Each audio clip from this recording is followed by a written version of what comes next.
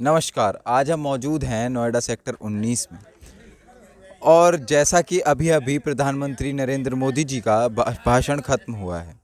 उसमें उन्होंने रोज़गार का, पेंशन का और उन्होंने ये भी कहा है उसमें कि इस बार सबसे ज़्यादा मुद्रा भंडार कलेक्ट हुआ है। तो आखिरकार होगा क्यों नहीं, जब चीज़ों के दाम बढ़ जाएँगे तो मुद्रा भंडार तो उच्च स्तर पर जाएगा ही। लेकिन साथ के साथ उनने जो पेंशन का ज़िक्र करा, तो पेंशन का बता दें कि कई लोग 6-6 महीने से अपनी पेंशन का इंतज़ार कर रहे हैं। जल निगम में 2018 के बाद अभी तक टाइम पे किसी भी महीने पेंशन नहीं मिली है, ऐसा डाटा कहता है। और बात करें जो उनने रोज़गार की बात करी है, तो हम देख सकते हैं कि रोड पे किस तरीके से लोग भीख मांगते हुए, पैसे मांगते हुए दिखाई देते हैं हमें। और उन्होंने ये भी कहा है कि 1 लाख करोड़ रोज़गार देंगे वो। लेकिन देश की संख्या तो बस 125 करोड़ है। तो अब देखने वाली बात ये होगी कि प्रधानमंत्री ने क्या सोच समझकर ये फैसला लिया है। तो इसके बारे में हम लोगों से जानेंगे कि उनकी क्या राय है। तो चलिए चलते हैं। सर, आपका नाम क्या है? मैं बीबी वलेचा हूँ, वाइस प्रेसिडेंट वार्ड कल्याण समिति सेक्टर 27। सर, जो अभी प्रधानमंत्री ने हाल फिलहाल में भाषण दिया है, उनमें उन्होंने जिक्र करा है कि डिजिटल कैश को बढ़ावा देंगे, यानी कैशलेस इंडिया को। तो आपको क्या-क्या परेशानी झेलनी पड़ती है? क्योंकि कई बार देखा गया है कि बुज़ुर्ग हों या फिर कुछ होते हैं पिछड़े वर्ग के लोग, जिन्हें उतना डिजिटली नहीं आता है कैशलेस होना। तो उस पर आपका क्या कहना है? देखिए, स्कीम तो बहुत अच्छी है, मगर थोड़ा इसको इसमें जो इम्प्लीमेंट होने में टाइम लगेगा और इसको फोर्सिबली इतना जल्दी इम्प्लीमेंट मतलब है कि स्लोली लोगों को ट्रेन करके किया जाए। रीज़न बीइंग जो पुराने जो लोग हैं वो हेजिटेट करते हैं डिजिटल को यूज़ करने में। उनके मन में भावना है कि कभी हमारे साथ फ्रॉड ना हो जाए और कोई गलती ना हो जाए, कल गलत डिजिट ना हो जाए, किसी और के खाते में पैसे ना चले जाएं।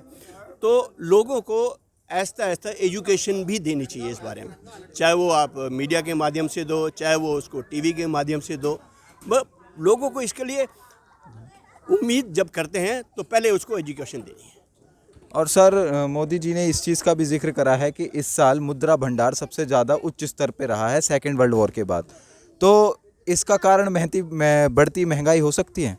देखिए, बढ़ती महंगाई भी है। दूसरी बात यह है कि हमारे जो इम्पोर्ट्स हैं, जिस हिसाब से हमारा इंडस्ट्रियलाइजेशन चल रहा था, उसके मुकाबले पहले हमें चीज़ें इंपोर्ट करनी पड़ती थी अपने चीज़ों को, अपनी मशीनों को चलाने के लिए। इस बारी हमारा जो है उद्योग उतना उस स्पीड से नहीं चल रहा है और उतना हमारे इंपोर्ट्स नहीं है। उस हिसाब से हमारा जो विदेशी मुद्रा भंडार बन रहा है। दूसरी बात यह है कि जो फॉरेन इन्वेस्टर्स भी आ रहे हैं, वो भी मार्केट से विदेशों से पैसा, मार्केट में विदेशों से पैसा आ रहा है। Thank you so much sir. Sir, आपका नाम क्या है? मेरा नाम लोकेश कश्यप है और मैं सेक्टर 27 RWA का जनरल सेक्रेटरी हूँ। जी। मोदी जी का कहना है, अभी जो उनने भाषण दिया, कि इस साल सबसे ज़्यादा उच्च मुद्रा भंडार हुआ है सेकेंड वर्ल्ड वॉर के बाद। तो जो महंगाई बढ़ रही है, बल्कि बैरल रेट भी कम है, लेकिन पेट्रोल के दाम बढ़ रहे हैं, सब्जियों के दाम बढ़ रहे हैं। तो इस पर आपका क्या कहना है? देखिए, ये तो सच्चाई है कि पेट्रोल और इन चीज़ों के दाम बढ़ रहे हैं, महंगाई में भी थोड़ी सी वृद्धि हुई है। लेकिन मुझे लगता है कि जब हम किसी भी देश को आर्थिक स्तर पर हम उसको उठाना चाहते हैं, तो हमें, या उसकी प्रगति करना चाहते हैं, या जैसे हम डेवलपिंग कंट्री हैं, इसको अगर हमें ऊपर बढ़ाना है, हम डेवलप्ड कंट्री की श्रेणी में लाना चाहते हैं, तो हमें कहीं ना कहीं फ़ंड्स की ज़रूरत होगी। और फंड्स टैक्सेस लगाकर इन्हीं चीज़ों से सरकार उगा सकती है, और कोई उनके पास सोर्स नहीं होता। नहीं सर, फंड्स उगाने के लिए तो वो विदेशी निवेश जो होता है भारत में, उनसे भी है, और वो काफ़ी अच्छा जा रहा है इस समय पे। जा रहा है, लेकिन उसके बावजूद आपको फंड्स की बहुत ज़रूरत है। आप इंफ्रास्ट्रक्चर देखिए, देश में बहुत जगह ऐसी हैं जहाँ पर इंफ्रास्ट्रक्चर था ही नहीं। आज की डेट में अगर आप पिछले 10 साल पीछे जाके और उसको कंपेयर करें, तो आज हमारा देश काफ़ी हद तक अगर सर आप 10 साल पहले की महंगाई और अब की महंगाई कंपेयर करें तो काफ़ी बढ़ चुकी है। आप इंफ्रास्ट्रक्चर डेवलपमेंट की बात भी हो रही है, आपको फैसिलिटीज़ मिलने की बात हो रही है, और कहीं ना कहीं हमें इस चीज़ों को नज़रअंदाज करना पड़ेगा। मेरी पर्सनल सोच है, हो सकता है मैं गलत हूँ, लेकिन मेरा ये मानना है। सर, एक और सवाल है मेरा। पहले आलू हमें 10 रुपये किलो मिला करते थे, ठीक है, और अब हो गए हैं वो 25 रुपये किलो। तो अब भी उन आलू से ही सब्जी बनती है। अब ऐसा तो है नहीं कि जो निचले तबके के लोग हैं वो उस आलू से कुछ और बना लेते हों। नहीं, देखिए, ऐसा नहीं है, बिल्कुल ठीक कह रहे हो आप। आलू एक बड़ा बेसिक सी चीज़ है जो हमें हर घर में इसका इस्तेमाल होता है, और उसमें अगर पैसे बढ़ते हैं तो कहीं ना कहीं हर परिवार के बजट में उसका असर आता है। लेकिन ये भी सच्चाई है कि आम आदमी की कहीं ना कहीं, अभी कोरोना की बात अगर हम छोड़ दें, 2 साल पीछे अगर हम चले जाएँ, तो कहीं ना कहीं सैलरीज में भी इंक्रीमेंट हुआ है, लोगों की आमदनी बढ़ी है और उस हिसाब से पैसे की बाइंग वैल्यू कम हुई है, पैसा मिला है, पैसा ज़्यादा है लोगों के पास। अगर मैं अपनी बात करूं तो मैं आज से 3 साल पहले अगर मैं 5 लाख की ITR भरता तो मैं 7 लाख की भी भरता हूं। तो लोगों की तरक्की भी हुई है, उस हिसाब से खर्चा बढ़ रहा है।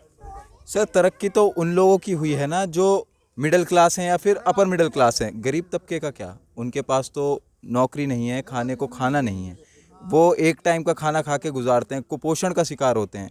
तो इस पर भी तो सरकार को कुछ करना चाहिए। ये वही सरकार है जिसने कोरोना काल में 70 करोड़ लोगों तक खाना पहुंचाने का काम किया, राशन मुफ्त बांटा गया और आज भी बांटा जा रहा है। पर सर वो वसूल भी तो कर रही है दूसरी तरफ से। वसूल तो करा ही, पैसे कहाँ से आएंगे? कहीं ना कहीं फंड तो चाहिए आपको किसी भी अनाज को खरीदने के लिए। अगर आप किसान अनाज आप मुफ्त तो देगा नहीं आपको, उस अनाज को खरीदने के लिए पैसा चाहिए और उस पैसे से ही इसी की वजह से कहीं ना कहीं हमारे देश में थोड़ी बहुत जो महंगाई है उसी कारण है कि सरकार को टैक्स ज़्यादा लगाने पड़ रहे हैं। पेट्रोल सब जानते हैं कि पेट्रोल का बेसिक वैल्यू जो है वो कोई 30-35 रुपये के करीब होती है, बाकी 65-70 रुपये जो है उसमें एक्साइज ड्यूटी और ड्यूटी लगती है। तो उसी फंड को ही कहीं ना कहीं इस्तेमाल करा जा रहा है। सर आपको क्या लगता है कि बेस्ट इकोनॉमिक्स मनमोहन सिंह जी थे या फिर नरेंद्र मोदी जी? देखिए, कंपेयर करना गलत होगा। क्यों दोनों सर? परिस्थितियां अलग होती हैं। उस समय सरकार की कुछ और मंशाएं थी, देश की कुछ और किसी और हिसाब से चल रहा था। आज आप भी जानते हैं कि देश कहाँ पहुंचा हुआ है, विदेशों में भारत का नाम किस सम्मान के साथ लिया जाता है। इस सब चीज़ों को अगर आप केवल पैसे से तुलना करेंगे तो शायद आप वो जस्टिस नहीं हो पाएगा। सर देशवासी खुश नहीं है, जब घर के अपने खुश नहीं होंगे परायों को खुश करने से कुछ फायदा है? कह रहे हैं मैं खुश हूँ, हमारे साथ खड़े आधे से ज़्यादा लोग। सर देखिए, खुशी की परिभाषा सबकी अपनी अलग अलग होती है। मैंने कहा आपको कहीं ना कहीं एडजस्टमेंट करनी पड़ेगी, हमें भी करनी पड़ेगी। देखिए बेटा, महंगाई जो है देश की ताकत बढ़ाएगा तो महंगाई तो होगी। पैसा चाहिए हथियारों को भी, सबको, कोई इसमें कोई दो राय नहीं है। अब जैसे है सतीश मिश्रा है जी ब्राह्मणों की कौड़ी भर रहे हैं। जी।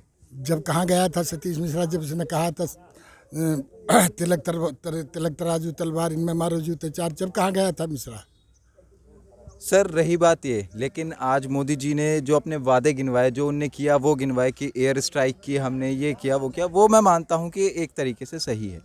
लेकिन अगर उनकी जगह जब कांग्रेस सरकार थी उसने भी कहीं ना कहीं काम कराए गए थे। जो अभी प्रधानमंत्री आवास योजना आई है, जो बाकी भी योजना आई हैं। एक सेकंड सर, काम करा मैं बताता हूँ। कांग्रेस ने सिर्फ ये काम करा था, फूट डालो शासन करो, अंग्रेजों की पॉलिसी अपनाई थी और कुछ नहीं किया उसने। पर सर देश का इंफ्रास्ट्रक्चर तो डेवलप हुआ था उस टाइम पे भी। इतना नहीं हुआ जितना अब हुआ, उतना नहीं हो पाया ना। इतना नहीं हुआ जितना अब हुआ।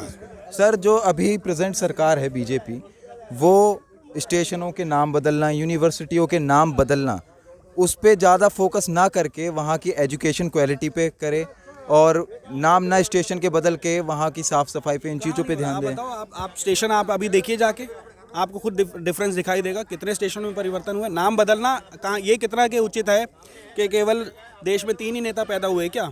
जवाहरलाल नेहरू, इंदिरा गांधी और राजीव गांधी। उसके अलावा कोई नेता ही पैदा नहीं हुआ। तो सर उसकी जगह हम क्वालिटी ऑफ एजुकेशन पे भी तो ध्यान दे सकते हैं। आप यूपी के स्कूल देखिए। एक अगर मैं बात करूं, हम नोएडा में खड़े हुए हैं, तो यूपी के स्कूल की आप सरकारी स्कूलों की हालत देखिए आज की डेट में, देखिए, आप कंपेयर खुद करिए, आपको खुद दिखेगा। सर मैंने कंपेयर करा है। यहाँ के दिल्ली का एक स्कूल है, दिल्ली का छोड़ दीजिए, चलिए नोएडा में नो डाउट गवर्नमेंट स्कूल की कंडीशन हमारे यहाँ के प्राइवेट स्कूल के बराबर है। बहुत अच्छे स्कूल्स हैं। नहीं और वो सर, आज से नहीं, हम वहीं से पढ़े हुए हैं। प्राइवेट स्कूल के बराबर नहीं है। अगर प्राइवेट स्कूल के बराबर होती सर, मैं यहाँ की बात कर रहा हूँ, बहुत अच्छे स्कूल्स हैं, बट पेरेंट्स भेजना नहीं चाहते। मैं खुद सरकारी स्कूल से पढ़ा हुआ हूँ और अपने टाइम पे हमारे उस मतलब बैच में पहली बार वहाँ पर इंग्लिश मीडियम स्टार्ट हुआ था। उस स्कूल की बात अगर मैं करूँ, मैं किदवई नगर गवर्नमेंट स्कूल से पढ़ा हुआ हूँ, तो वहाँ स्कूल्स की कंडीशन बहुत अच्छी है, इंफ्रास्ट्रक्चर बिल्डिंग अच्छी है, एजुकेशन सिस्टम अच्छा है, टीचर्स में किसी तरह की कमी नहीं, हाईली एजुकेटेड टीचर्स होते हैं, तो आपको मिलता है। बस आज की डेट में हमारी साइकोलॉजी चेंज हो गई है कि हमें प्राइवेट स्कूल में भेजना है। हम उसी की वजह से हम लोग सरकारी स्कूल और प्राइवेट स्कूल का अंतर हम भेद नहीं पा रहे। पर सर सरकारी स्कूल में भी तो आराम से एडमिशन नहीं मिलता। केवी को आप ले लीजिए, केवी में किसी भी बच्चे को अगर आम आदमी जाता है वहाँ पे तो आराम से नहीं एडमिशन मिल पाता। विद्यालय उनके लिए है ही नहीं, ये तो आप भी जानते हैं। और रही बात गांधी स्मारक या ऐसे जो स्कूल होते हैं, उनमें भी आराम से किसी को एडमिशन नहीं मिलता। नहीं, नोएडा के सरकारी स्कूलों में तो एडमिशन मिल जाता है आराम से। आप सर कई लोगों को मैंने भटकते हुए देखा है स्कूल के हम बाहर। कोशिश करेंगे उसको करवाने की। सरकारी स्कूलों में किसी तरह का कोई नहीं है, बल्कि मैं अगर बात करूं अपने पीछे जो प्राइमरी स्कूल है, हम जहां खड़े हैं जी, यहाँ से 100 मीटर की दूरी पर एक स्कूल है। वो टीचर्स लिटरली हमारे पास आके बोलती हैं कि सर हमारे को यहाँ पर कोई भी बच्चा छूटना नहीं है। उनको इतने ऊपर शासन की तरफ से आदेश मिले हुए हैं कि किसी भी जिस एरिया में स्कूल है उसके 1 किलोमीटर के दायरे में कोई भी बच्चा ऐसा नहीं होना चाहिए जो स्कूल ना जाए। तो अगर इतना दबाव सरकार डाल रही है और इतनी कोशिश कर रही है कि बच्चों को पढ़ाने की, तो मुझे लगता है ये प्रयास हमारे इसकी तारीफ भी होनी चाहिए। मैम, हाल फिलहाल में जो दिल्ली में कंटेनमेंट एरिया में 9 साल की बच्ची का रेप हुआ और वहाँ पर वाले अनशन पर बैठे, वहाँ पर वृंदक राज भी आई और उन्होंने अपने बयान में कहा हमसे कि अमित शाह के कंट्रोल में है दिल्ली पुलिस भी, लेकिन तब भी वो मिलने नहीं आए, बस फ़ोन पे बात। और ये सब चीज़ इनका सॉल्यूशन है?